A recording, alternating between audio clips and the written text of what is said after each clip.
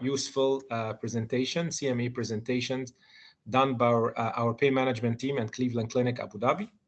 This is a CME event, and we're glad to have all our consultants in pain management in Cleveland Clinic will deliver 4 lectures today, and we'll talk mostly on interventional pain management as well as the role of neuromodulation in chronic pain.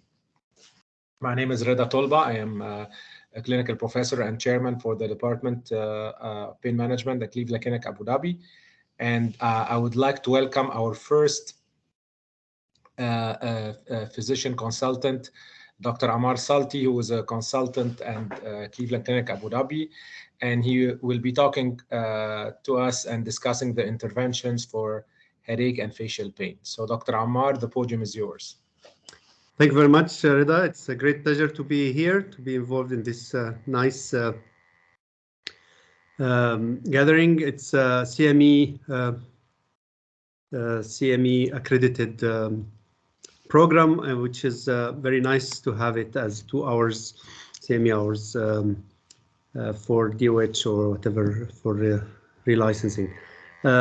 Facial pain and interventions is something we always need for patients, as the topic is to reduce the use of opioids. I think interventions in different areas will be very good opportunity for us to show what we can do.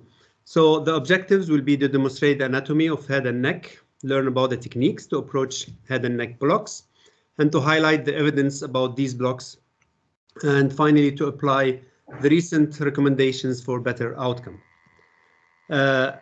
So when we start about talking about facial and headache blocks, sensory innervation is always something we always think about, and the trigeminal nerve, which is the 5th cranial nerve, and the C2, C4 cervical nerve roots are the main origins for these innervations, and the cervical plexus between C2 and C4 will be one of our targets when we look at the origin of these pain in the facial pain. When we look at the techniques, there are lots of techniques for acute and chronic pain, either for diagnostic or therapeutic procedures. And because of the vicinity of the cranial nerve and cervical nerves to the many vital structures in a compact area, the knowledge of anatomy and relationship between these nerves and the sensory areas is very important. So we always look for these areas where we have the ophthalmic nerve, the mandibular, and the maxillary nerve. These are the areas where sensory nerves are spreading, and we have the cutaneous area corresponding to these areas. So when we talk about the trigeminal cervical plexus or complex, is something we always present because it's needed. It's needed to have an idea about where the pain is originated. And you know that the trigeminal nerve, which comes from the brainstem, and the pathway is transmitting the.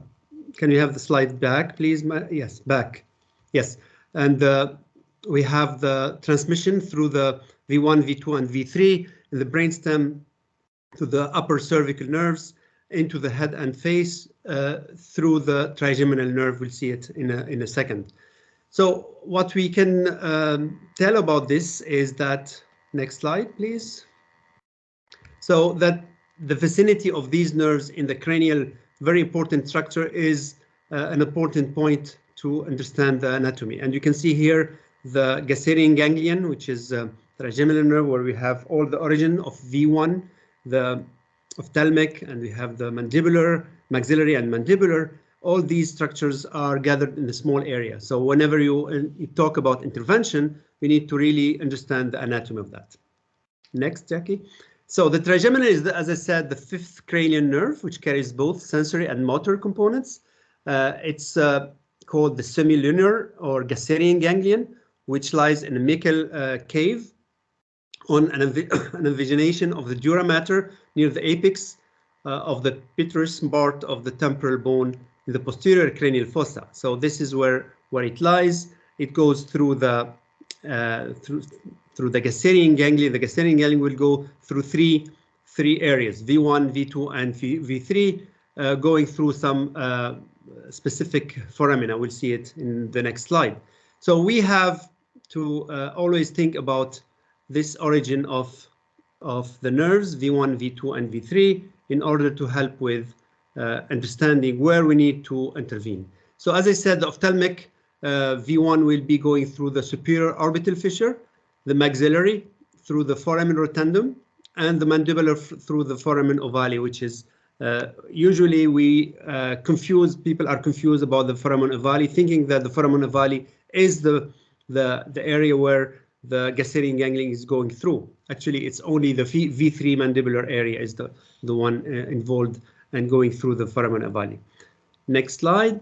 So when we talk about trigeminal nerve, we need to think also about superficial trigeminal nerve, which are more accessible, and we think that it's sometimes important to target these nerves whenever we have difficult anatomy. The frontal nerve, or the ophthalmic nerve V1 division, infraorbital nerves of the maxillary nerve, the V2 division, and the mantle nerve, which is the sensory terminal branch of the mandibular nerve, the V3 division.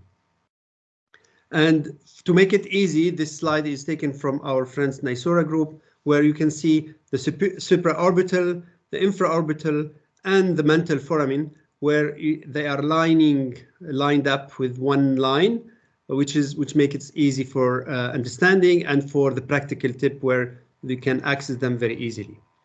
And these sensory areas are very well known, and we think that whenever we have pain in that area, we need to specifically go to the branch where the nerves, where the trigeminal ganglion is bifurcating, and this is where we need to act as interventionist.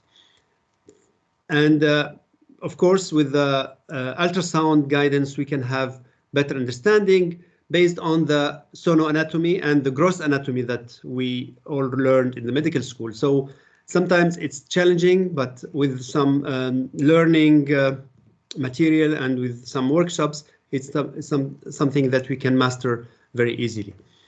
Next slide. So the maxillary nerve, which is sometimes associated with some general anesthesia, especially in children, it can be one of the indications for and as adjunct for surgery to help with regional anesthesia, especially for any trauma like maxillary trauma, Le Fort 1 maxillary osteotomies, or the diagnostic or therapeutic management of trigeminal neuralgias. The next one is our V1. So we have the V1 branches, which are bifurcating in here. This is the V1 maxillary and V2 and global idea about what's going on. We have the infraorbital, the zygomatic nerve, and the pterygopalatine ganglion. The pterygopalatine ganglion is the ganglion which belongs to the V2, which is the maxillary nerve, where sometimes it's one of our targets when we do some blocks with ultrasound guidance. It can be seen and injected at that area. Next slide. So, as I said, the ultrasound guidance with the pterygopalatine fossa, limited by the maxilla anteriorly, and the sphenoid, and the wing of the sphenoid posteriorly, and we can see the pterygoid palatine fossa and pterygoid palatine plate, where also the vascular structures are lying, and which this can help locating the area where we need to inject. Next slide. This is again another slide on the ultrasound guidance, where we see the lateral pterygoid plate, which is on the top of it is the lateral pterygoid muscle, and the injection with in-plane technique in this case here, targeting this area where the pterygopalatine ganglion is lying next to the vessels. And you can see here the vessels and this area here. Next slide, where you can see all the vascular structures that are located in this area. We need to be very careful and activating the color Doppler when you do ultrasound is very important before injecting any local anesthetic and steroid. Next slide. The mandibular nerve is the largest branch of the trigeminal nerve. It exits from the cranium through the foramen ovale, as I said, of the greater wing of the sphenoid. And this is where we can see the mandibular nerve, the inferior alveolar nerve, the lingual nerve, all are coming through the foramen ovale from the V3, the mandibular branch. How do we access it? We have the landmarks that we have. We need to be perpendicular to the skin and advance 2 to 3 to 4 centimeters towards the lateral pterygoid plate, and the needle advancement needs to be posterior and inferior, guided by the mandible elevation and twitches if we use the neurostimulation. And this is how we do it with ultrasound guidance, targeting the pterygoid plate. And then we have this is a slide which has been taken from Dr. Shibata, who works first on all these blocks by showing how we can access all these nerves through the ultrasound. And you see here on the right side where you have the ultrasound image, the lateral pterygoid plate, which is very nicely seen through the bones, where you can access and you can activate the color Doppler, and you can see exactly where you can inject your local anesthetic. The next, and whenever you open, we ask the patient to open the mouth, and by opening the mouth, we have more opening, and we can slide up, as you can see it here, slide up the ultrasound probe towards the upper side of the lateral pterygoid plate, where exactly we can access the exiting area of the pterygoid palatine ganglion.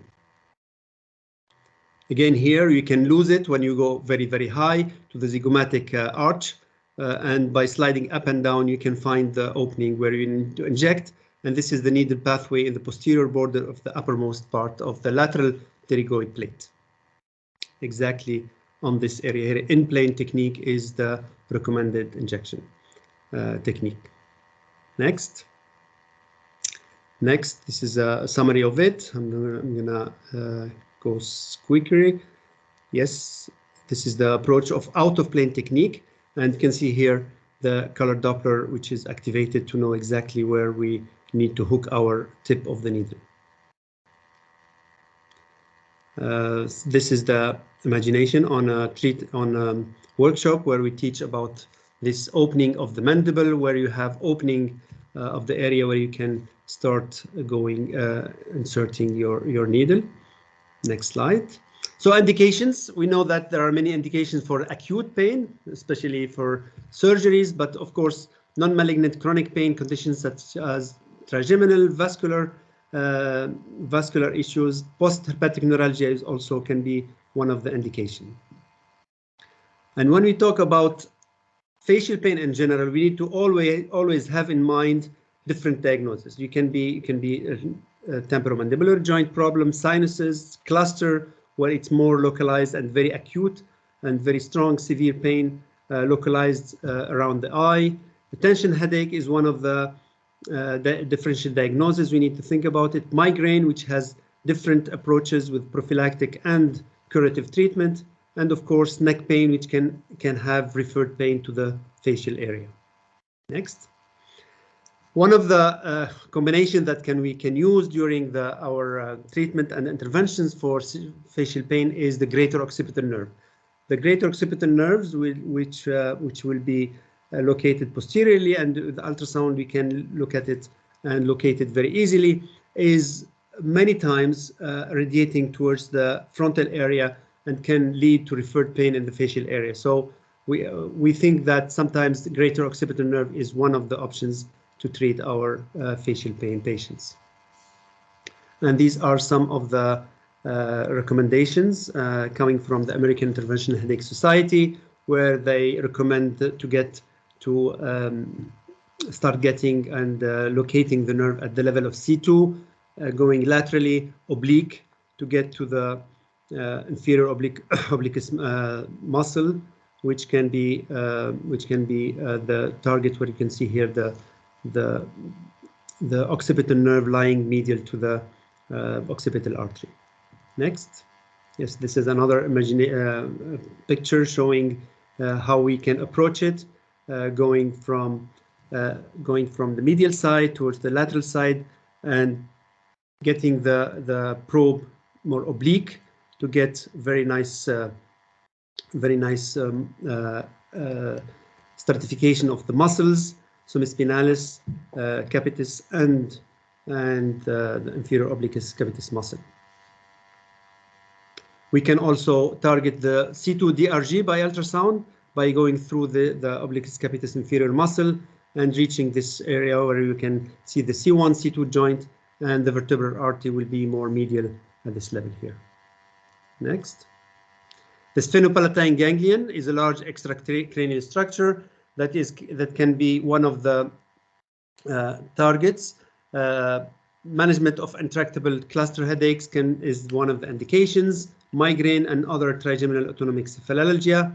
Intractable orofacial pain with persisting idiopathic facial pain, like atypical facial pain. And it's used also for post-dural puncture headache, where you can inject indirectly through the what you call sphenocath, which next slide. So this is one of the the papers that showing that electrical stimulation of the sphenopalatine ganglion for acute treatment of cluster headache. A very interesting paper. And then we have next slide, where the sphenocath can be one of the options, non-invasive option to treat the post-dural puncture headache. It's indirect approach for the sphenopalatine ganglion. It's not, of course, directly into the ganglion, but trying to get the ganglion covered by local anesthetic to help with the post-dural puncture headache. So this is the more invasive part of it, how we can treat patients with, for example, severe cluster headache.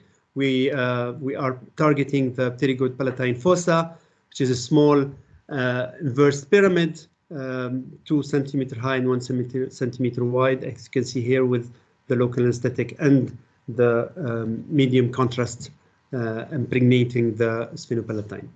So treatment options for trigeminal neuralgia in Cleveland Clinic, what we can do, we do diagnostic injection for the trigeminal ganglion, can do neuromodulation with pulse radio frequency. We are doing balloon decompression when it's indicated, and of course surgical microvascular decompression if the treatment is not optimal. And this is the beauty of our team, where we communicate a lot with our neurosurgeons, with the team together. It's multidisciplinary. It's more into multidisciplinary approach. And sorry for the video, it's not working because of the, I think it's something, yeah, the work, it's not working. Showing that with Navigator, we can be very, very accurate, around 0.1 millimeter accuracy to get to the foramina ovale, for example, or foramina rotundum. So we always do a CT scan of the sinuses and brain and sinus, and load the Navigator, the software, with the images and with the magnet, with a sort of magnet guidance. We can get to the right position, either for injection as diagnostic or for neuromodulation with pulse radio frequency. We reach up to 8 minutes of pulse radio frequency at the temperature of 42 degrees. And this is also another diagnostic test with the dye spreading correctly here. The next slide, also all these are videos, but unfortunately they're not working. This is for balloon decompression, when we get the image of the from the Navigator, where you can see exactly where you're placing your balloon. And the next slide is showing also the 3D imaging of the trigeminal ganglion approach by the Navigator. Next slide. Yeah, this is one of the injections that we're doing, what we've done. And the last one will be, yes, this is unfortunately you can see the 3D imagination, where you exactly locate the ganglion at the exiting foramen of the gastrin ganglion. I think this is one of the last slides. Yes. Thank you for your attention, and we'll be glad to help with any question. Thank you. Thank you, Dr. Omar. We'll do the Q&A at the end of the session. Thank you. Perfect.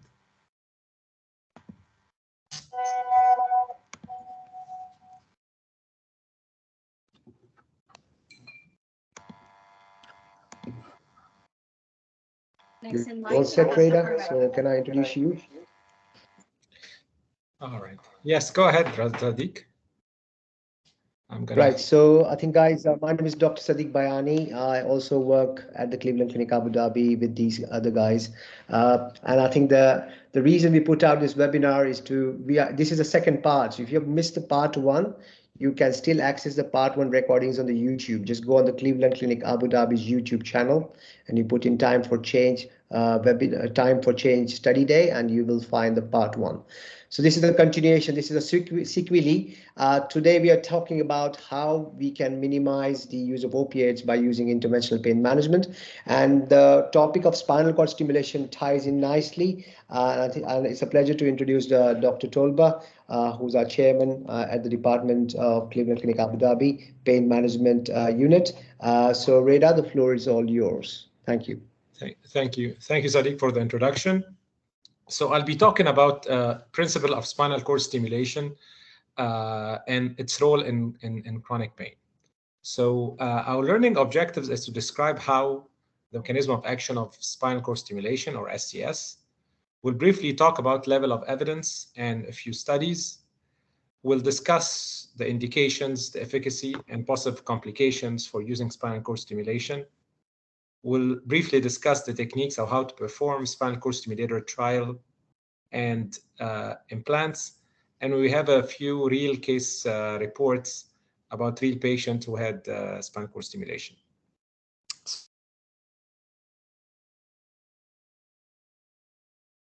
In the 60s, and this was an actually Cleveland Clinic by Dr. Sheely and his team, and they first published in Anesthesia and Analgesia back in 1967.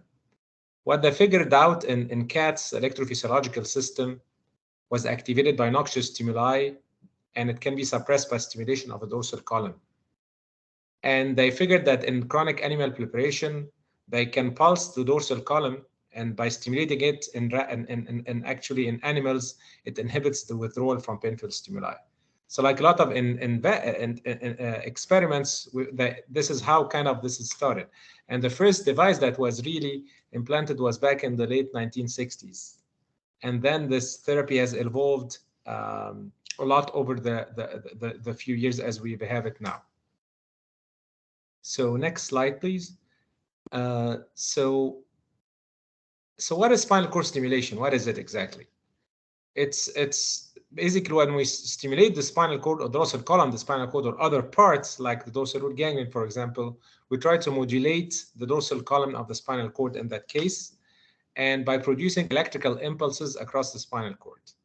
And by doing so, you modulate the pain pathway, and then you improve the pain.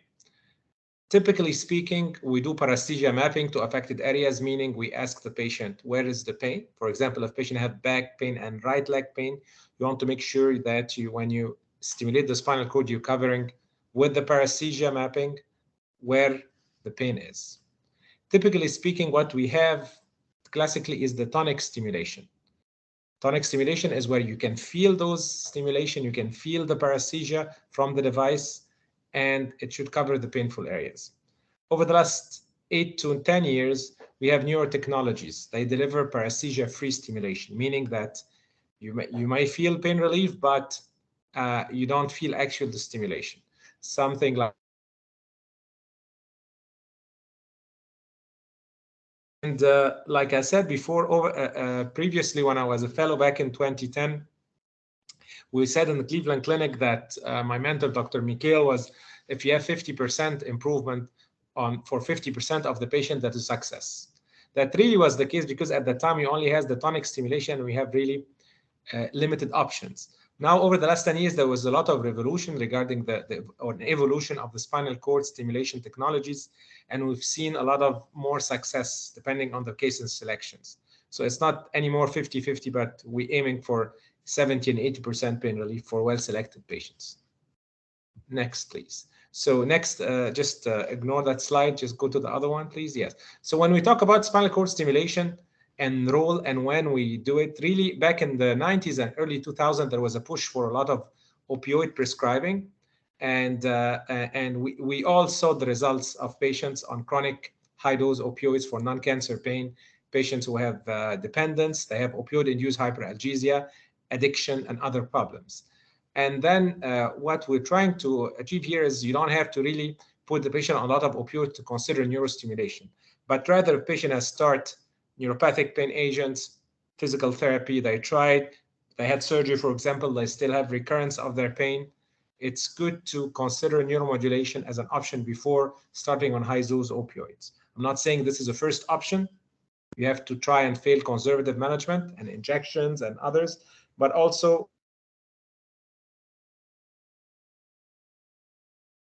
because the response to the therapy will not be as favorable. Next. So the components of spinal cord stimulation, you have three basic things. You have the leads, which are usually 8 contact leads, and we have 16 contact leads for other systems. For the DRG, we have 4 contact leads, so depending on the system. The classic for dorsal column is 8 contact leads. And then you have the implantable battery, or the IPG, which is typically implanted in the subcutaneous tissue, between the subcutaneous tissue and the muscles. It can be in the buttock, in the subcostal area. It can be infraclavicular for certain cases. And you have the programmer. And the programmer usually, you try to adjust different parameters, including the amplitude, the pulse width, you pick the frequency, and also how to select the different contacts and do the right programming. And when electrodes and type and shapes, as pain physician, we usually use the cylindrical electrodes, which are on the far left, the four on the far left. The other on the right are the thicker electrodes, are usually placed by, we call pedal leads, placed by surgeons, and they require laminotomy. So typically speaking, we use the one to the left as a pain physicians, although there is certain indication that you might talk to the neurosurgeon and implant a pedal lead. Next, please. So we have different companies producing different technologies. We have Medtronic, they do the DTM proprietary waveform and programming, special programming to treat patients with chronic intractable pain, and they have MRI Sure Scan. Next, please. And we have, next, please. And then we have systems like Abbott when they have the patent for the burst stimulation, which is another paresthesia-free technology. Next, please. And then we have companies like Boston Scientific, which can have the 16 contact leads, and they have the what we call the Wave Rider. Next, please. And we have companies like Nevro, which deliver the patent high-frequency 10K or 10,000 hertz stimulation, which produce also paresthesia-free. And we have other companies as well, but those are the 4 main companies for this spinal cord stimulation. Each has their certain patents and certain technologies. Next, please.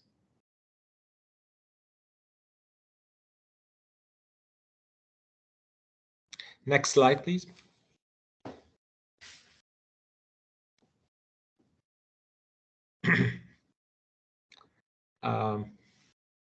Jackie, can you move to the next slide? Can you hear me? Yes, Dr. Rada, I can hear you. We'll move to the next slide, which is yeah. Is this all you got? I'm now showing some photos. Yeah, there should be a next slide after that. Multiple slides. Okay. Just let me know which. No, I mean, it's the same slide still stuck. I still see the Nevro slide. Can you go the next one? I believe there's a bit of an issue with the connection, Dr. Rada. Yeah, I think the connection might be slow. So Jackie, I'll guide you because I can currently see the spinal cord stimulation versus repeated lumbosacral spine surgery. That's the slide you have on your screen. Is that right, Jackie?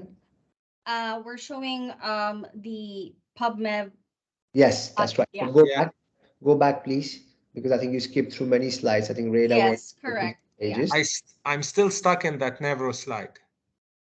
Okay, so I think what we're going to have to do is refresh. I don't know how you Yes. refresh. Okay, You can I see, think yeah, it's neuro slide. coming Yeah, up. we're back to neuro slide now. So good to Yes. go. Mechanism of action. We're good now. Sorry, Thank everyone.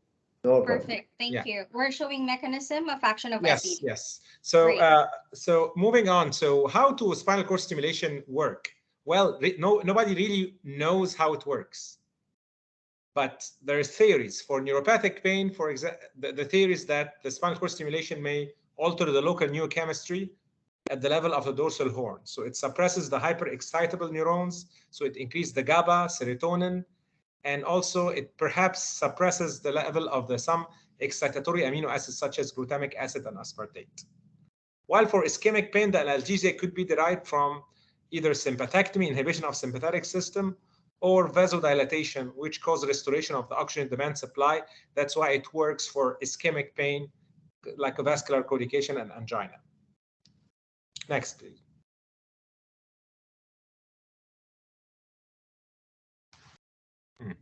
I've moved to the next, parameters and programming. Can you see it, Dr. Yeah, Reda? yeah. So when we talk about parameters and programming, I think for any pain physician, the four things, the basic parameters that we need to know is amplitude, pulse width, frequency, and electrode selection. The amplitude is the volume. Think about it as a radio, and you increase the volume. This is the intensity or strength of the stimulation. And it ranges from 0 to 10 volts, depending on if you're using constant current, constant voltage, but this is another discussion. But this is the volume that we use. The pulse width is how wide is the pulse. The larger the pulse width usually gives the patient a broader coverage, and it be measured in microseconds, and the duration of the pulse can vary, depending if it's a high frequency or is a tonic, but anywhere between 100 and 400 microseconds. Frequency is what we talked about a lot. It measured in hertz. It's how frequent the pulse is. So tonic stimulation, it's typically called the low frequency, anywhere between 102 to 120 hertz, while higher frequency can go up to 10,000 kilohertz, which in that case, it's so fast that you don't feel the paresthesia. It's called paresthesia free. And finally, electrode selection is very important. It's different parameters, different combination, and how you program each electrode compared to the other. And usually your target is the cathode, which electron flowing from the cathode to the anode. And next slide, please. So indication for spinal cord stimulation, and this would be important for all practitioners. When do you think we can use the spinal cord stimulation? The typical indication is intractable lumbar or cervical radiculopathy. For failed back surgery syndrome, patient who had already back surgery or neck surgery, they're still having recurrence of their back or neck pain radiating to the arms or legs, and they failed oral intervention. This is a good indication for spinal cord stimulation. Intractable peripheral neuropathy, such as diabetic neuropathy or chemotherapy-induced neuropathy, for patients who have failed medications and they still have severe pain. This is a good indication for spinal cord stimulation. Complex regional pain syndrome type 1 and type 2 is a classic indication if it doesn't respond to conservative measurements early on, for both spinal cord stimulation and also for peripheral nerve stimulation. Ischemic pain due to peripheral arterial disease is an indication. It's mostly used in Europe, but it has proven to be effective for intermittent claudication and angina.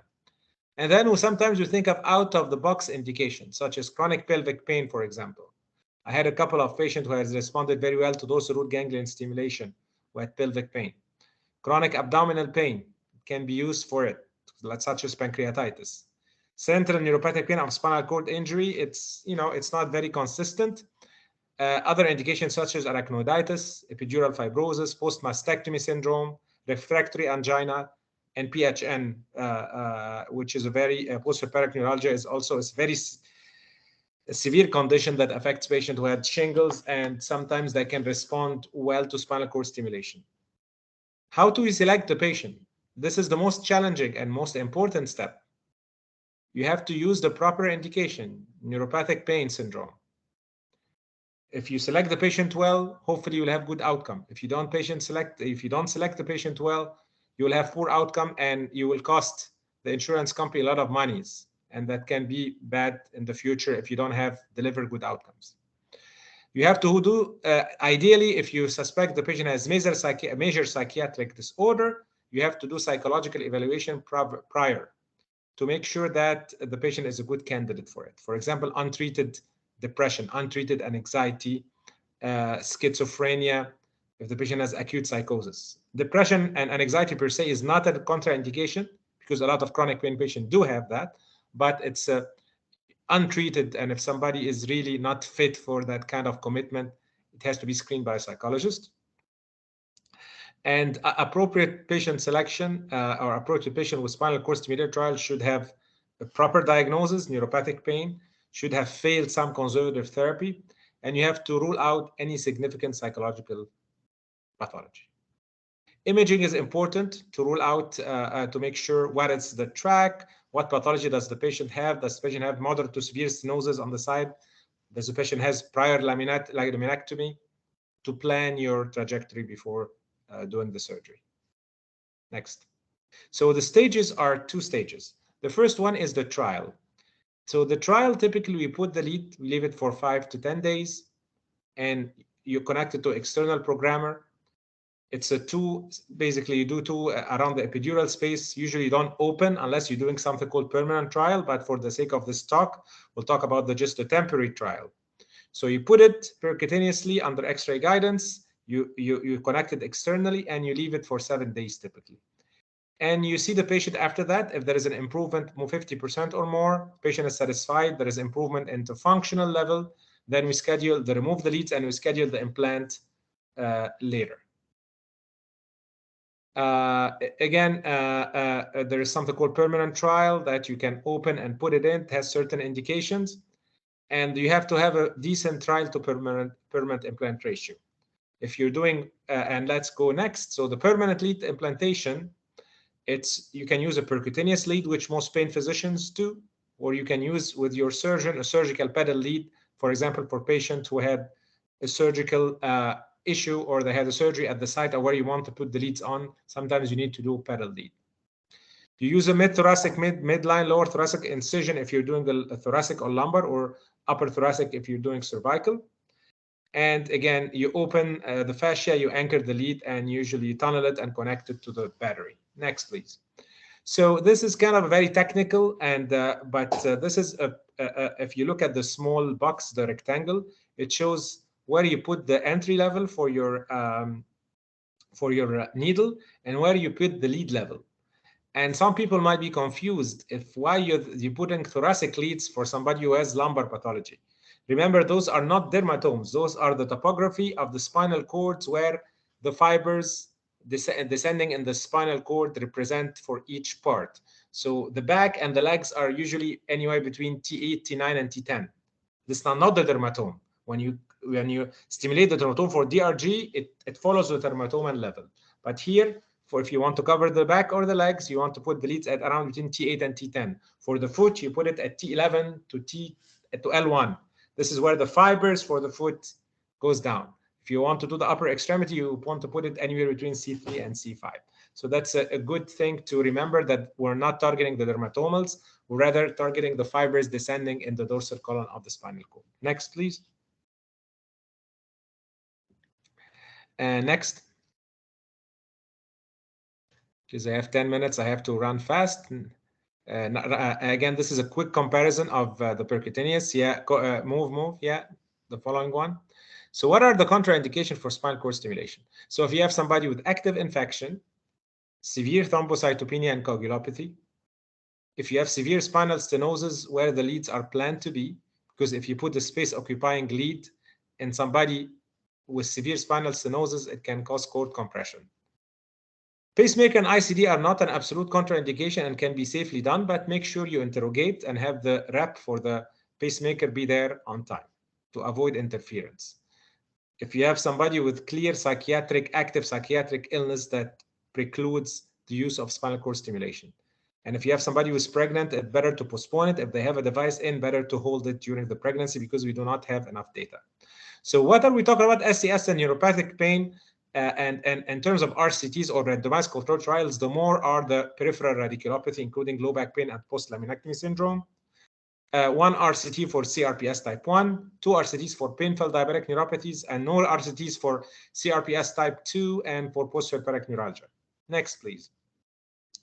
This was, again, presented in ASRA by Dr. Mikhail, and they talked about different conditions, and they concluded that the SCS, or spinal cord stimulation, is mostly effective with recommendation 1A for CRPS type 1, for radiculopathy, for diabetic neuropathy, also 1B, which is a positive recommendation for mixed nociceptive and neuropathic low back pain, and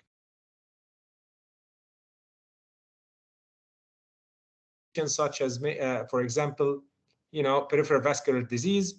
It's still considered study protocol. Other indications such as visceral pain, it's still kind of early on. We're still restricted to the study protocol. Other indications such as paraplegia, Parkinson's disease, and so forth are still experimental. And we've seen promises lately about motor cortex, spinal cord stimulation for even motor recovery, but this is something very new. So when we talk about the randomized controlled trial, which we don't have the time to discuss everyone, you have to know three pivotal studies that paved our way in the spinal cord stimulation. The first one is done by Dr. Richard North at Johns Hopkins in 2005, where they compared spinal cord stimulation versus repeated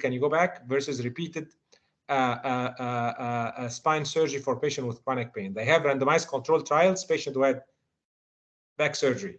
And one arm got the back surgery again, the other arm did not have the back surgery and have spinal cord stimulation, and the outcome was much improved for the arm for spinal cord stimulation. And that paved the way to do spinal cord stimulation more and more for patients with failed back surgery syndrome. And next, this is the second study by Dr. Kumar and was done also many years ago. They compared spinal cord stimulation versus conventional medical management. And it was a prospective randomized controlled multi-center study. And they concluded that the arm that received spinal cord stimulation had better outcome in terms of pain control and functionality compared to the patient who continued on conventional management. Next, please. And this was a study that done a few years ago in 2015 by my good friend, Dr. Leonardo Caporal and other pain physicians. And this was the SENSA study, which they compared high-frequency stimulation to traditional low-frequency tonic stimulation, and it's shown that it has superiority in terms of pain control and functional outcome compared to tonic stimulation, and that paved the way for a lot of other studies. Also, they did the burst, the sunburst trial, and when talked about burst microdosing for certain patients who had received spinal cord stimulation using burst technology, and it has superior pain relief from pain and suffering when compared to traditional tonic stimulation. So not only help the pain control, but also help the suffering associated with it.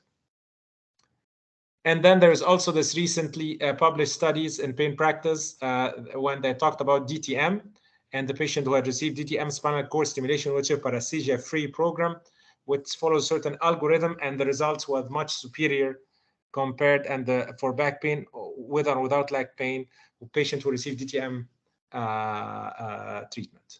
Next, please. So we're going to spice it up a little bit and talk about certain real case reports. This is a 69-year-old male with history of chronic low back pain radiating to both legs.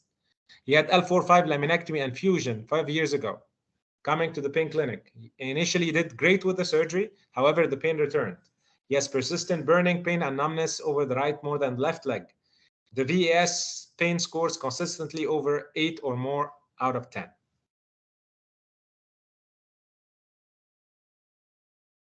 And then he was on gabapentin 600 milligrams 3 times a day, amitriptyline, could not tolerate further increase in dosage. He could not tolerate opioid medication. We tried epidural steroid injection, short-term relief. We considered spinal cord stimulation. He had no problem in terms of psychiatric evaluation, and the MRI shows post-operative changes, neural foramen narrowing, no severe stenosis. So we did a trial for 7 days. Next, he reported 80% pain relief after the trial, improvement in quality of life, improvement in pain. The device was implanted 2 weeks later, and we alternated tonic paresthesia program with paresthesia-free programs. We saw this patient in 1, 3, 6, and 12 months after that, still reporting 80% pain relief. he was completely off gabapentin and amitriptyline. So when you, and I'm not going to talk about techniques for the sake of time, but it's important to make sure you have a proper X-ray, proper positioning. You have pillows underneath the abdomen to make sure you have a good crisp views of your spine to be able to place the leads correctly. Next.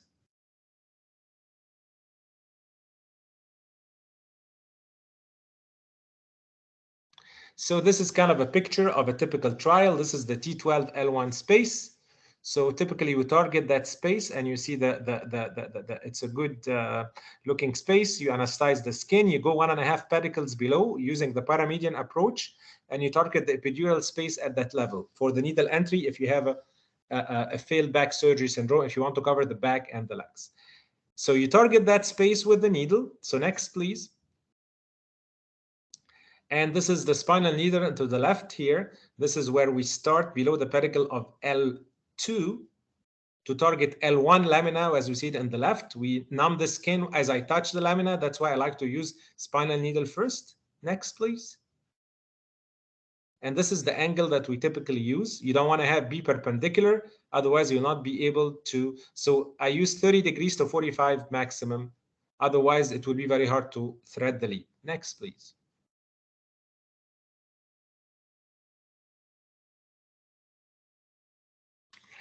Next, please.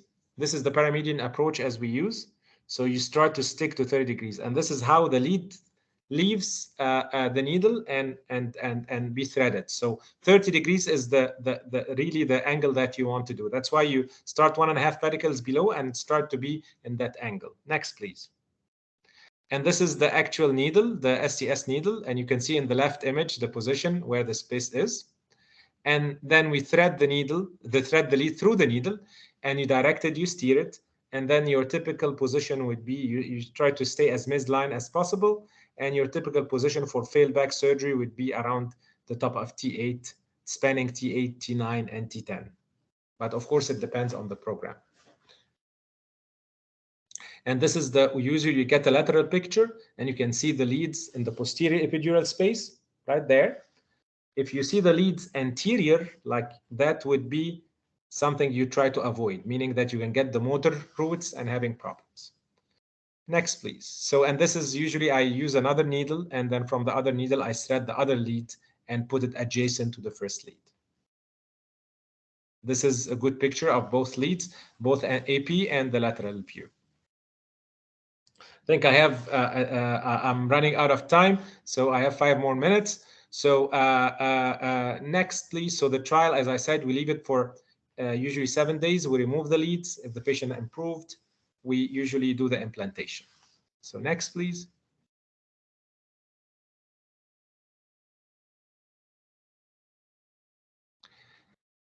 I think we're still stuck in that. Yeah. So after that, if we're doing the implant, as I said, we do the actual incision at around T12, L1, L2 area. If you're doing for lumbar thoracic cases, for cervical cases, we're doing up around T2, T3 area. You dissect through the skin and subcutaneous tissue until the fascia is exposed. Then use the 2 needle. You follow the same step. And the most important thing here when you put the leads on is how to suture and anchor the lead to the fascia using a 2/0 silk suture. And you have to have a good surgical technique to improve outcome and prevent lead migration. You typically have the IPG pocket, or the pocket for the battery, that you do it in the subcostal area usually, or the buttock area above the belt line. Next. So typically you tunnel the lead. So the IPG pocket, you irrigate very well. And then after that, you close with usually 2 ovicular, 3 ovicular, and subcuticular sutures. Next, please. Yeah, we already. This is a real case. I still radiating to both upper extremities. She has history of C5 to C7 anterior cervical fusion about 7 years ago. Symptom worsening over the last year. And she's been on pregabalin, 150 twice a day, tizanidine, does not want to be on any opioids. She works, very active. Tried physical therapy. She tried C7T1 epidural injection with little relief. She was referred to our pain clinic for consideration of cervical spinal cord stimulator. Next, please. So pain is burning, 50% in the neck, 50% in the arms. Normal neuro exam. The MRI looks clean, post-operative changes. There is no major canal stenosis or femoral stenosis. There's a good fusion, adequate anterior fusion. So we decided we're going to do a spinal cord stimulator trial. Now we're going to target the T2L, T2, T3 space, and we thread the lead up to C2, and we fan the lead out, as I will show you in the next slide. And this patient did great, really. She had 75% pain relief. We did high density paresthesia-free and tonic stimulation, and we implanted the system 2 weeks later.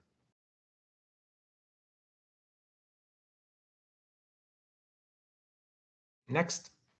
So her VAS scores went down from 7 to 8, down to 1 to 2. The pain disability index was up 68. Now it's down to 13. And we had followed this patient up at 1, 6, 12, and even at 24 months. The patient is down from 150 to 75 milligrams twice a day of pregabalin. She's off any medications after that. This is kind of a picture of the real picture of what we can see here is this the site of entry of the spinal cord stimulation here between T2 and T3. And you can see this is the contralateral oblique. And after that, this is the lead, which is threading up. As you can see, the angle of the needle here, you can get by going more perpendicular, maybe 40 degrees or so, since you don't have the lumbar lordosis. And next, and you can see the lead going up the spine in the AP and the lateral view. And next.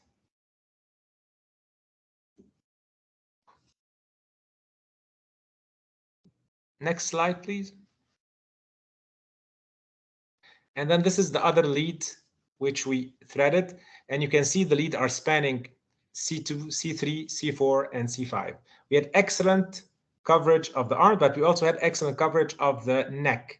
And we had to fan these two upper 3 contacts out to cover the neck. And the patient's still having excellent relief.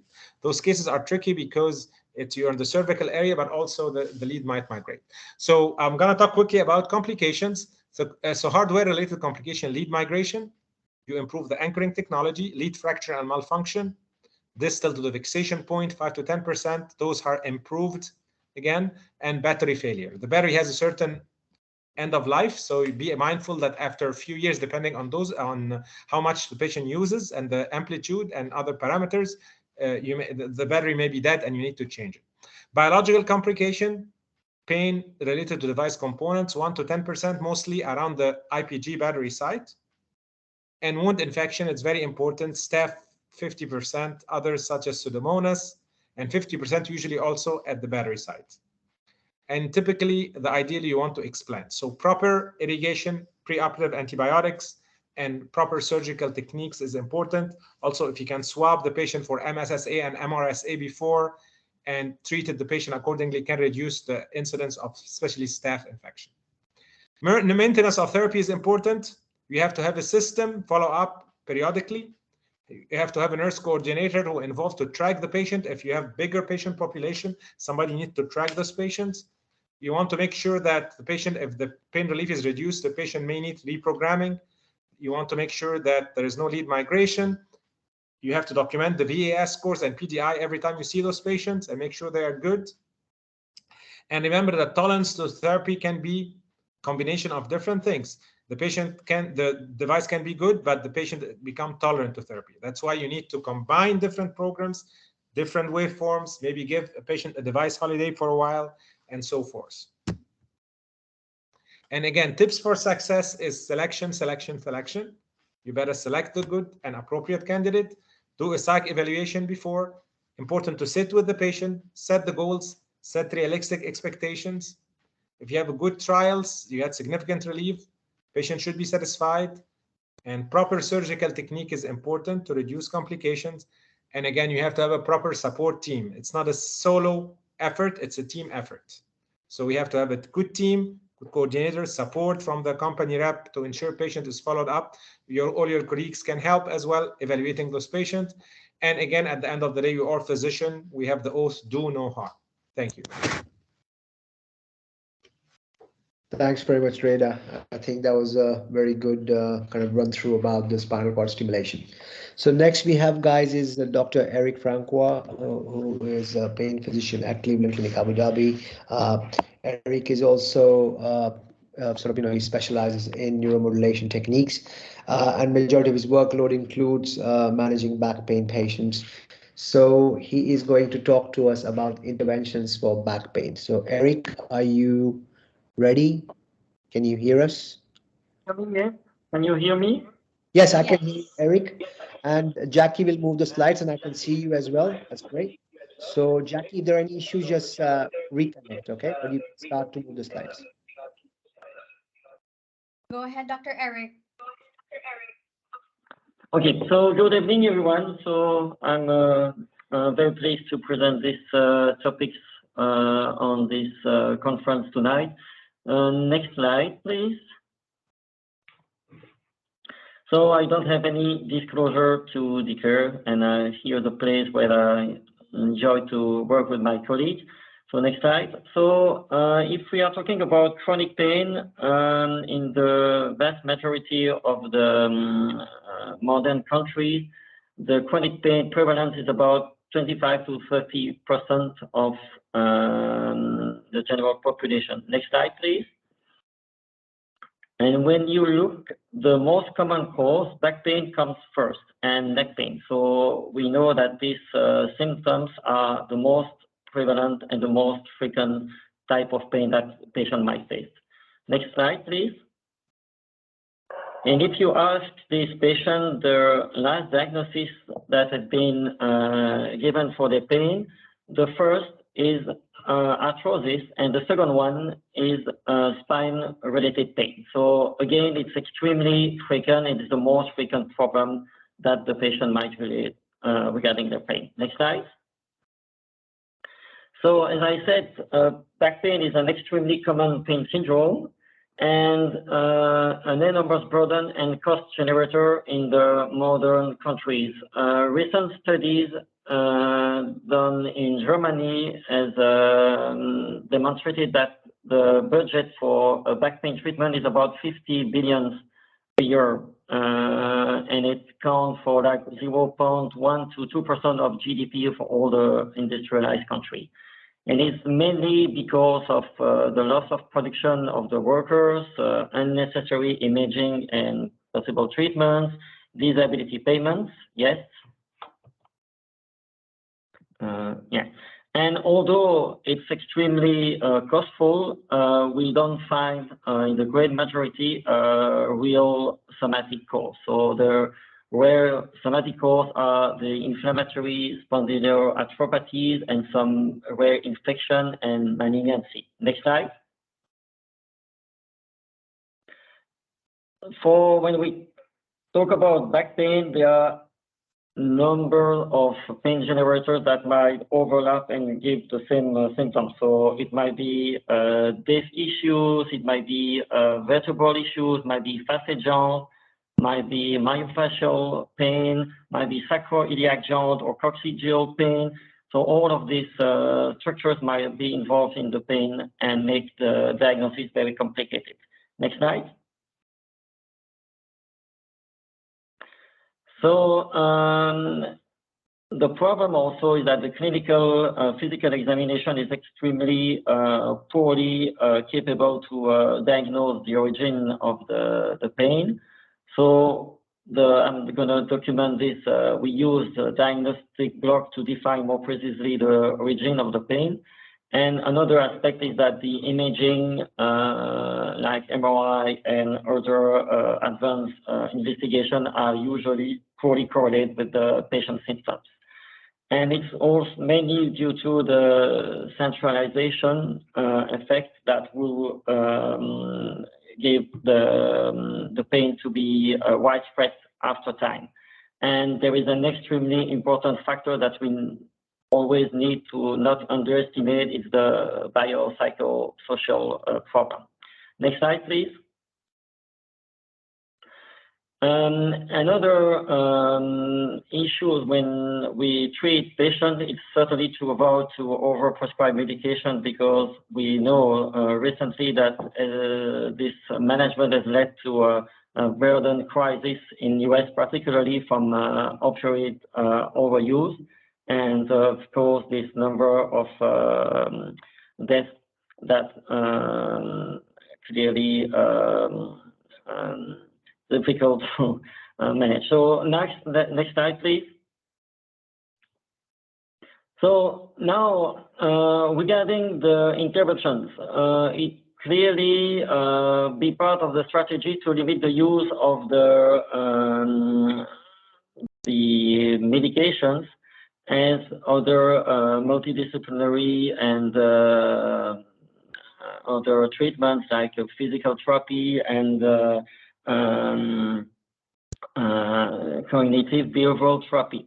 So I'm going to start to describe different symptoms that we might see currently in the pain clinic, and how can we just manage them with the pain intervention. So I'm going to start by the facet joint syndrome.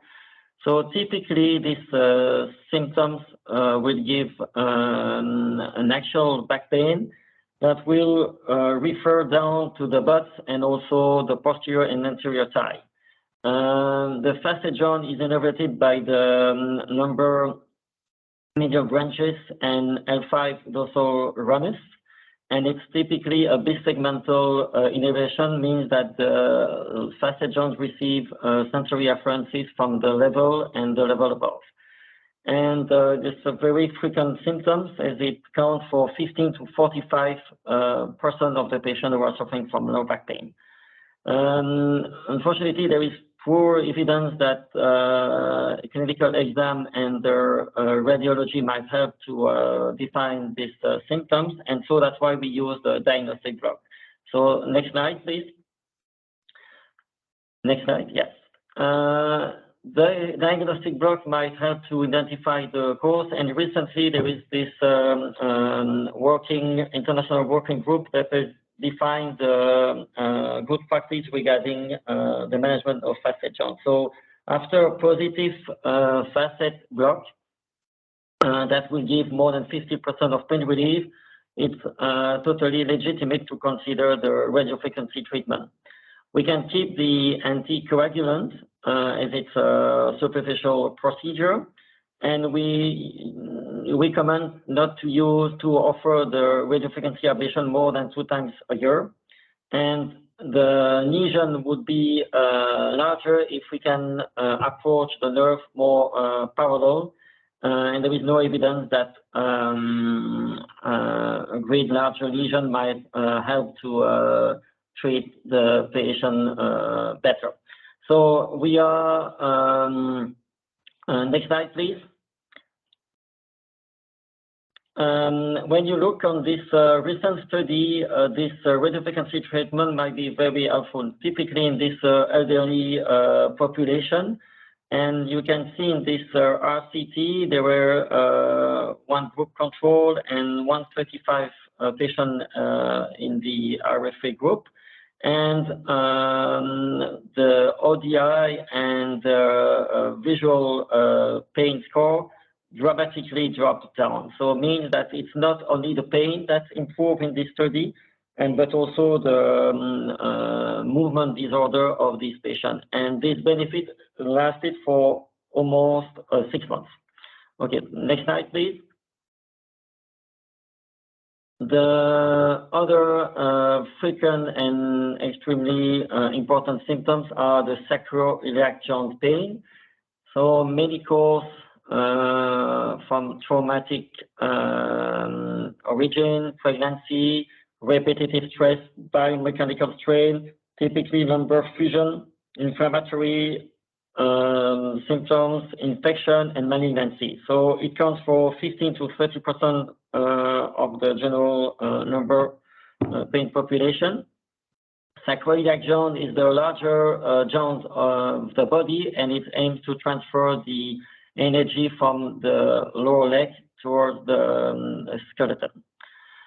It's a dual innervation. The anterior part is innervated by the ventral ramus from L5 to L2, and the posterior joint is innervated by the lateral sacral branches from S1 to S3, or very few to S4. We use two clinical provocative tests: Gansen test, distraction test, Faber test, focal tenderness, and with the patient, we typically is not going to complain of LASEC test. So we need to also do some lab and imaging to make sure that we are not missing an inflammatory or any malignancy. Next slide. So as for the facet joint, the diagnostic block is the gold, and it's extremely easy to perform. We can use the fluoroscopy to target the sacral portion of the posterior sacroiliac joint, or the ultrasound. It's very easy to enter the joint under ultrasound guidance. Next slide. Next slide. And for the, next slide, please. The same for the radiofrequency ablation as we did for the facet joints. Here we can perform radiofrequency ablation for the patient where the test was not lasting for enough and it's not giving enough pain relief. So typically for this joint, because of this complex network and complex innervation, we use the cooled RF ablation. Next slide, please. So this probe is a little bit different, as it allows to have a cooling flow of water that will cool the tip of the needle, and that will prevent the sharing of the surrounding tissue and desiccation of tissue, and it will cause a much larger lesion. And it's perfectly indicated for this sacroiliac joint radiofrequency ablation. Next slide, please. And when you look at the study, we can see here in this small series of 20 patients that the pain score dramatically improved for the great majority of the patient, and also the global impression change also dramatically improved. And this benefit lasted for almost 2 years. So it might be an extremely good efficacy treatment. Next slide, please. Okay, so now I'm going to talk about the lumbar radicular pain and the potential benefit of the injection or the epidural steroid injection. Next slide, please. So the disc degeneration is a very long story that usually starts with thickening and will later cause some mild bulge and protrusion, and that will further reduce the size of the foramen and compress the nerve. So with also osteodegenerative changes that will also be typically seen on elderly spine patients. Next slide, please. So we can see here a central protrusion that will cause some impingement of the dural sac. Please, next slide. Next slide. Here again, a central protrusion that will cause a mass effect that will clearly give the symptoms. Next slide. This protrusion might be foraminal. Here you can see with a compression of the extending nerve root. Next slide. Some inflammatory modic signal change will also be causing potentially some pain. Next slide. Some foraminal stenosis here that will also impinge the nerve. And next slide. Degenerative scoliosis. Okay, and next slide. And finally, the central canal stenosis will cause also radicular symptoms, typically neurogenic claudication. Next slide. For the central canal stenosis, it seems that there is more evidence of the efficacy of long-term efficacy for caudal and translaminar epidural steroid injection compared to the transfemoral epidural injection. So we are not recommending the transfemoral epidural injection for central canal stenosis. And again, it's a very easy procedure that will we can help the patient with a very limited risk. Okay, next slide, please. For the other indication I described above, we might offer the transfemoral epidural injection that has been, extensively studied and have demonstrated that it might help a lot of patients who suffering from acute radicular pain. Next slide. I wanted to point this important study that has been ordered by NHS comparing the surgery for disc protrusion and the conservative approach with epidural transfemoral epidural injection. And what you can see at 18 weeks, the ODI and the VAS score were exactly similar. There was no difference. And this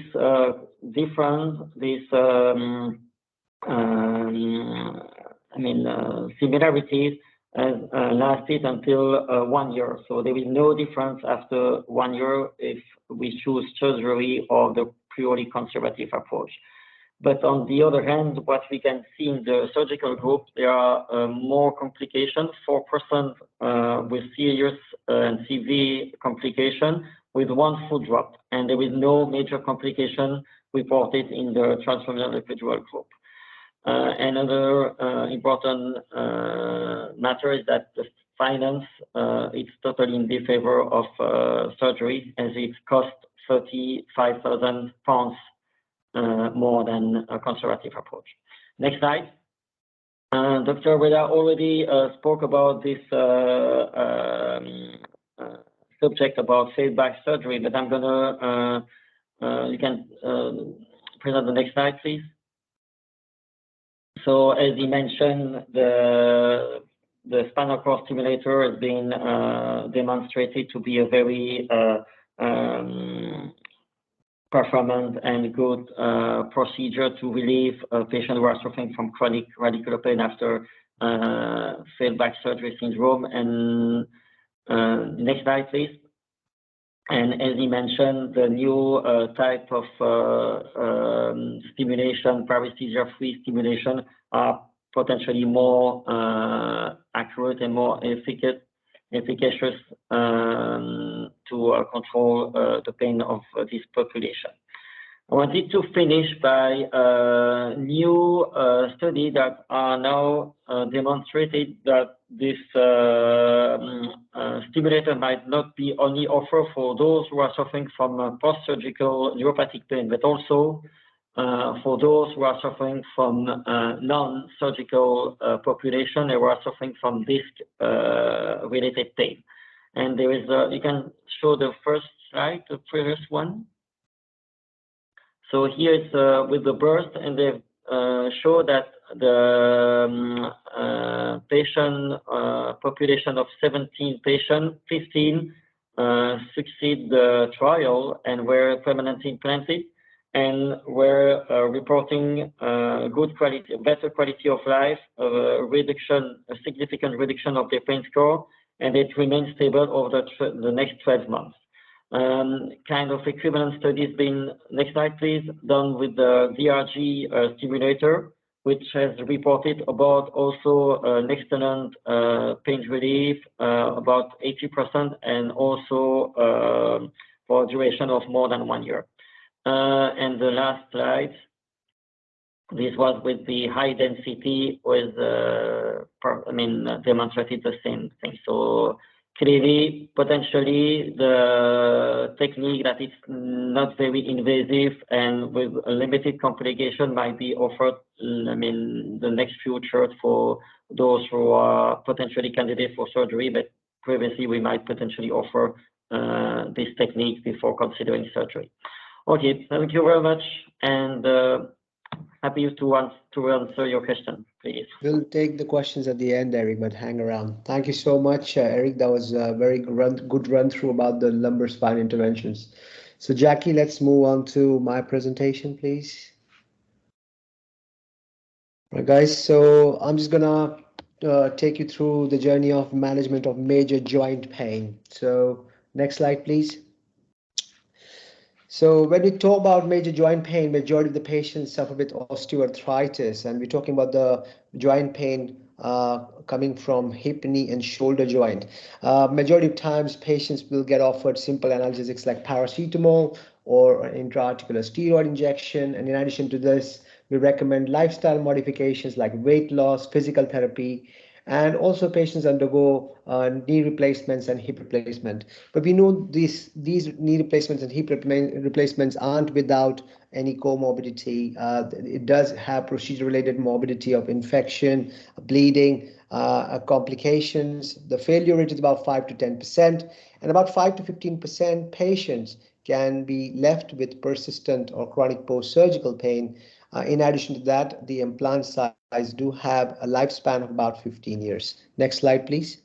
So what we're going to talk about is the interventional management of a major joint pain in the form of a genicular nerve, radiofrequency, and radiofrequency of articular branches of hip joint. And we will also talk about suprascapular nerve block and the radiofrequency treatment of suprascapular nerve. Now, who are the patients where you would trial these interventional pain management options? So patients who are intolerant to medications, patients who aren't keen on medications, and we do have the patients who say, you know what, I really don't want to take any medications that will make me sleepy, drowsy, or tired. Patients who aren't fit for surgery, and you could possibly trial these interventions in them. If you have focal or neuropathic pain, so we do trial the radiofrequency treatment for patients with chronic post-surgical pain, and if they have got neuropathic component, it does respond to that, and also enable the patient to perform the physiotherapy and to improve their function. Next slide, please. The contraindications for interventional pain management: we will not perform the procedures on someone who has a psychiatric illness. So we always want to make sure that there's no psychological overlay or a burden. Unfortunately, if you perform these procedures in those patients, you will encounter the failure rate at a higher percentage. Also, patients with widespread pain or multi-site pain, they do not respond to the interventional pain management well. Patients on anticoagulants, if they have running active infection or immunosuppression, and also patients with poor diabetic control, as at times we do use steroids along with these interventions, and that can lead to the problems with the diabetic control. So with regards to the denervation or the radiofrequency treatment of knee joint or hip joint or shoulder joint, who you would consider this procedure: the patients with multiple comorbidities or patients who are morbidly obese. Certainly in my practice, when I worked in Leicester, we have patients who had BMI of more than 50, and we performed radiofrequency treatment of the knee joint that enabled them to do the weight loss, making them suitable for the knee surgery, because the surgeons won't touch the patient with BMI more than 40 in that part of the world. Also, patients who don't want to undergo surgery, or patients who are too young to have this surgery, especially the young patients with grade 2 osteoarthritis, or patients who've had ACL repair and they still continue to have the pain. These are the patients with chronic post-surgical pain where you could perform the sensory denervation of knee and hip joint. Next slide, please. So this is just showing you the picture where you have, we target majority of the time the superomedial, infерomedial, and superolateral genicular nerve groups. And we have the AP view and also the lateral view, where you can see the needles are in the anterior 1/3 and middle 1/3 of the shaft and the condyle junction. And the cadaveric studies show that these nerves are mostly concentrated at the shaft and the condyle junction. So that's why we target using fluoroscopy. And we also, at Cleveland Clinic Abu Dhabi, we perform the ultrasound and fluoroscopy combined technique. It's called cuff technique, which is giving us a safety margin and also allows us to target these nerves more accurately. Next slide, please. This is just showing you the radiofrequency of the hip joint, where you have two needles placed, one targeting the femoral articular branches and the other one targeting the obturator articular branches. And these are the nerves that supply to the hip joint. And you perform the diagnostic block first, and you can see in this patient, the patient has had a prosthetic, the dynamic hip screw repair, unfortunately continued to have the pain, and these nerves can be accurately targeted using the ultrasound and X-ray technique. Next, please. In regards to the shoulder joint, we perform suprascapular nerve block before we consider the radiofrequency treatment. And this is just showing you the ultrasound guided picture where you can see trapezius muscle, supraspinatus muscle, as well as the suprascapular nerve in the suprascapular fossa. We perform a diagnostic block. If the diagnostic block proves to be beneficial, we perform pulse radiofrequency treatment at 42 degrees. I perform that in 2 cycles, 5 + 5, so total 10 minutes of pulse radiofrequency treatment. Next slide, please. Now, we talked about the radiofrequency treatment, but don't forget there are regenerative options that are available, and this is the interventional pain management in the form of regenerative medicine that can also help patients with osteoarthritis, which can be performed for knee joint, hip joint, as well as shoulder joint and rotator cuff injuries. Next slide, please. So what is a platelet-rich plasma? You're basically taking the blood of the patient, and this is just a kit showing you a double syringe, and you put the blood through centrifuge device, and then you separate the platelet-rich plasma from the rest of the blood components. Next slide, please. So just showing you the PRP treatment. Just click on the next, please. So just showing you the whole process. You take 15 cc's of blood, you put that through the centrifuge. It's a closed system. It allows you to take the platelet-rich plasma, which is ready for the injection. Next slide, please.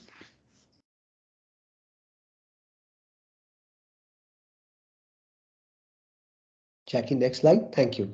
So just showing you the how the centrifuge device helps us to separate the red blood cells and white blood cells and the plasma, which is rich in platelet, and this is called as ACP, or platelet-rich plasma, which has a healing composition of increased platelet concentration, reduced white cell count, and also platelets do have platelet growth factors, which are actually responsible for the healing of the cartilage if you're using this for osteoarthritis of the knee, hip, or shoulder. Next slide, please.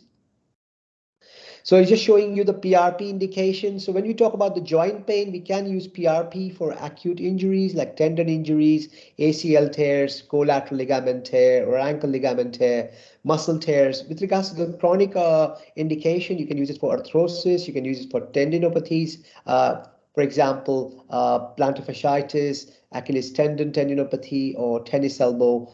These are the common indication, and it has indications with building evidence for spine. So we do offer patients facet joint platelet-rich plasma treatment if they have had failed treatment with the other modalities of pain management. As I said, mostly we offer them for the hip, knee, and shoulder, as there's a good evidence out there supporting the use of PRP for these joints. The spine interventions, there is an evidence that's in the building stage, but I would prefer offering the PRP treatment for the major joints like hip, knee, and shoulder. Next slide, please. So this is just an article from JAMA about effect of intra-articular triamcinolone versus saline on the cartilage volume. And what this article showed, this was a randomized clinical trial.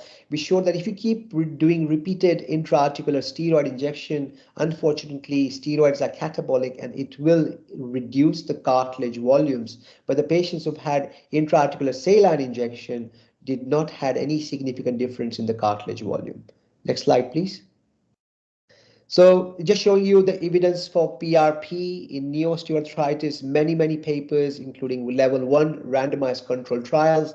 And there was an editorial about the use of PRP. Next slide, please.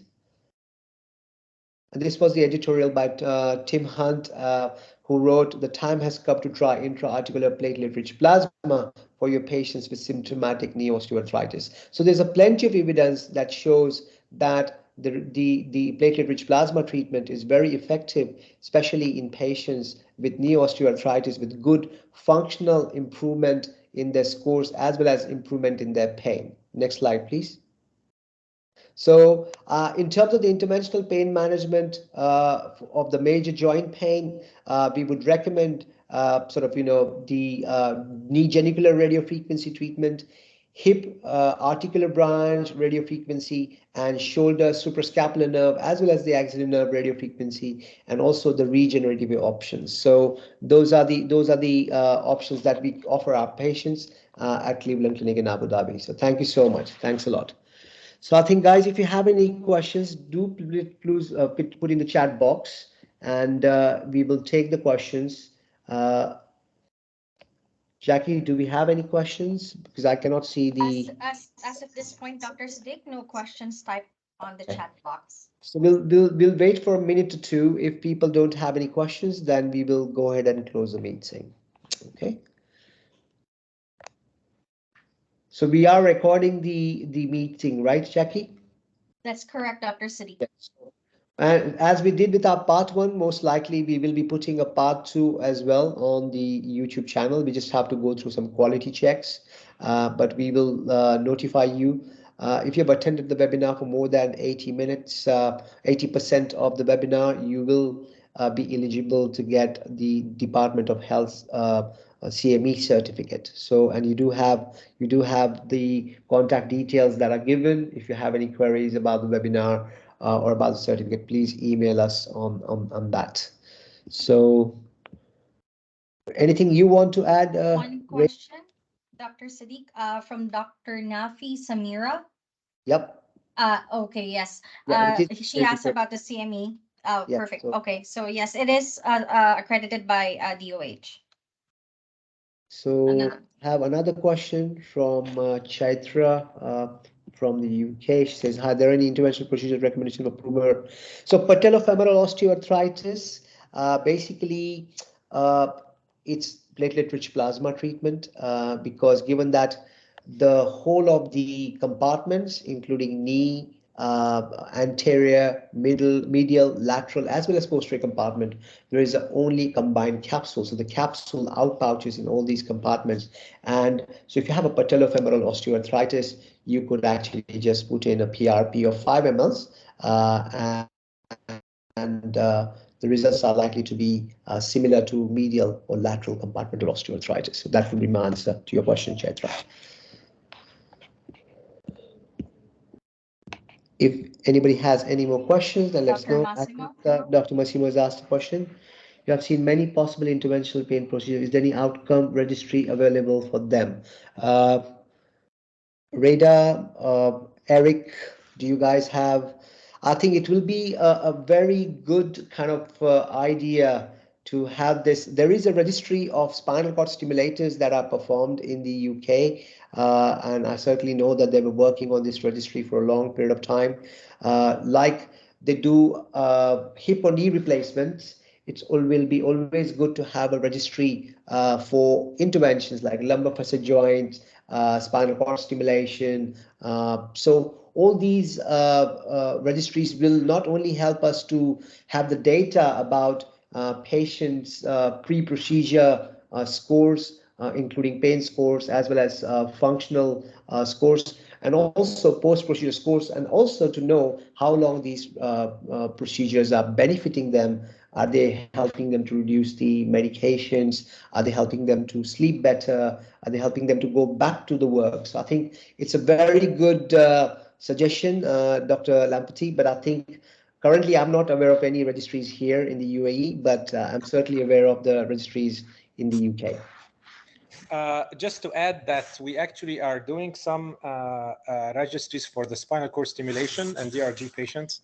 So we're recording all the pain disability index and the pain scores, the functional capacity, functional level as well for patients who have DRG stimulation, and we've also been doing it also for spinal cord stimulation.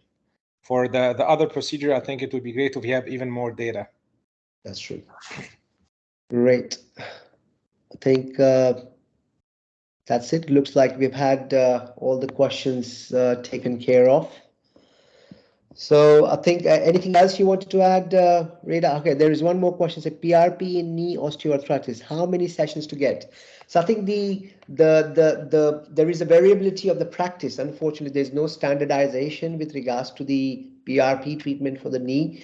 But on an average, throughout the world, if you look at the papers, the consensus is that patients need minimum 3 sessions with about a month's gap. So you do 3 sessions, and most likely you will find this treatment will help the patient for about a good year to year and a half on an average.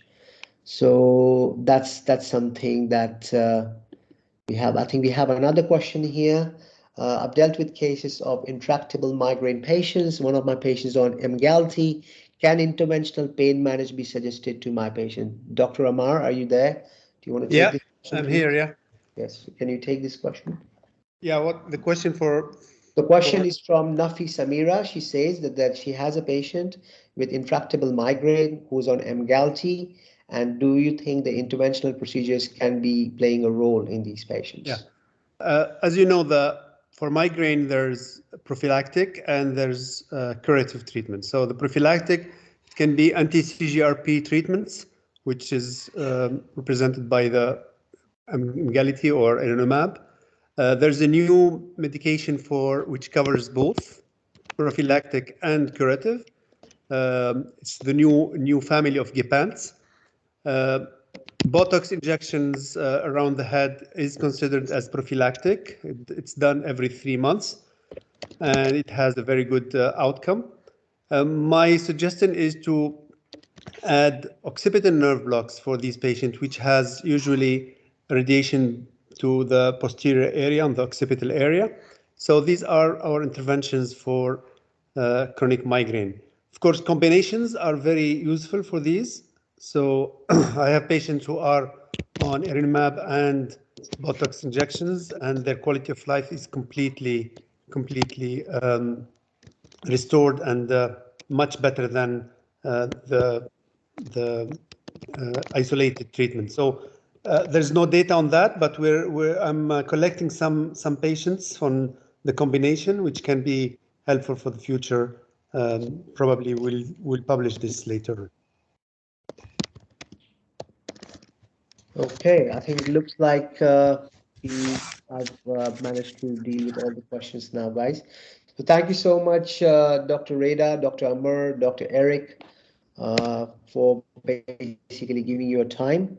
And as I said, just to close the webinar, you will get the CME certificate emailed to you your time of attendance.